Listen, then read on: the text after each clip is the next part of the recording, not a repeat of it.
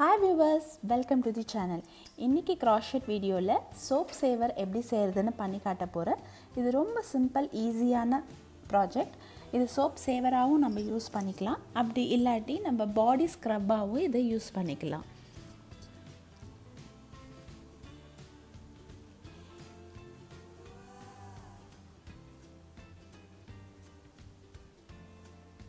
இதுக்கு நான் யூஸ் பண்ணியிருக்க yarn பார்த்தீங்கன்னா ரெட் ஹாட் ஸ்க்ரப்பின்னு இருக்கும். இந்த மாதிரி டிஃப்ரெண்ட்டாக இருக்கும் yarn. இந்த yarn யூஸ் பண்ணியிருக்கேன். ஹூக் சைஸ் வந்து 5 mm.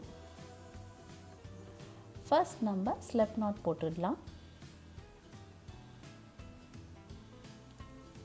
போட்டுட்டு 22 செயின்ஸ் போட போகிறோம். இது ஸ்க்ரப் yarn டிஃப்ரெண்ட்டாக இருக்கிறதால கொஞ்சம் ஸ்லோவாக பண்ணுங்கள். ரொம்ப ஃபாஸ்ட்டாக பண்ணிங்கன்னா செயின் எங்கே இருக்குன்ற மாதிரி நிறைய சிக் ஆகிடும்.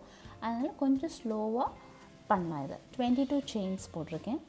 இப்போ வந்து 4th செயினில் டபுள் க்ராஷெட் போடணும். அதுக்கு yarn ஓவர் பண்ணிக்கணும். ஹூக்கில் 4th செயின்குள்ளே ஹூக்கை விட்டு வெளியில் கொண்டு வந்து yarn ஓவர் பண்ணி 2 செயின்லேருந்து வெளியே வரணும். மறுபடியும் yarn ஓவர் பண்ணி 2 செயின்லேருந்து வெளியில் வரணும். இதே மாதிரி மிச்சம் இருக்க எல்லா செயின்லேயும் ஒரு டபுள் க்ராஷெட் போட்டுட்டு வர போகிறோம்.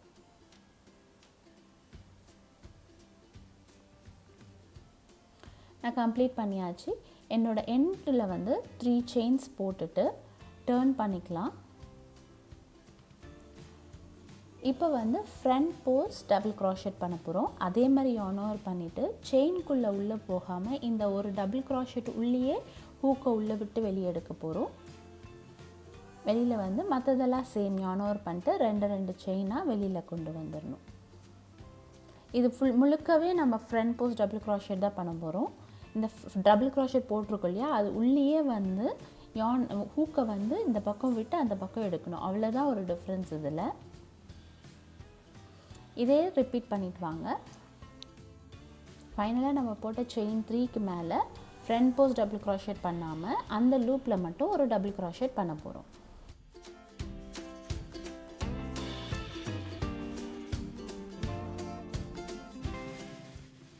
செகண்ட் ரோ போட்ட மாதிரியே ரோ 11 வரைக்கும் நம்ம ரிப்பீட் பண்ணிட்டு போக போகிறோம். செயின் 3 போட்டு டர்ன் பண்ணிவிட்டு எல்லா டபுள் க்ராஷெட்லேயும் ஃப்ரண்ட் போஸ்ட் டபுள் க்ராஷெட் பண்ணணும்.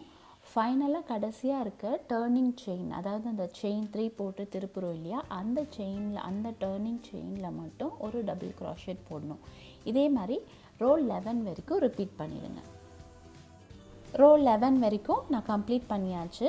இப்போ பார்த்தீங்கன்னா இந்த முடித்த பிறகு yarn-ஐ கட் பண்ணிடலாம். உங்களுக்கு இன்க்ரேஸ் இதை விட பெருசாக வேணும்னா நீங்கள் இன்னும் எக்ஸ்டெண்ட் பண்ணிகிட்டே போகலாம். yarn-ஐ கட் பண்ணிட்டு இப்போ இந்த எக்ஸ்ட்ரா yarn-லாம் உள்ளே நம்ம இன்சர்ட் பண்ணிட போகிறோம். ரொம்ப ஈஸியான சோப் சேவர், நீங்களும் ட்ரை பண்ணி பாருங்கள். தேங்க்யூ ஃபார் வாட்சிங் த வீடியோ.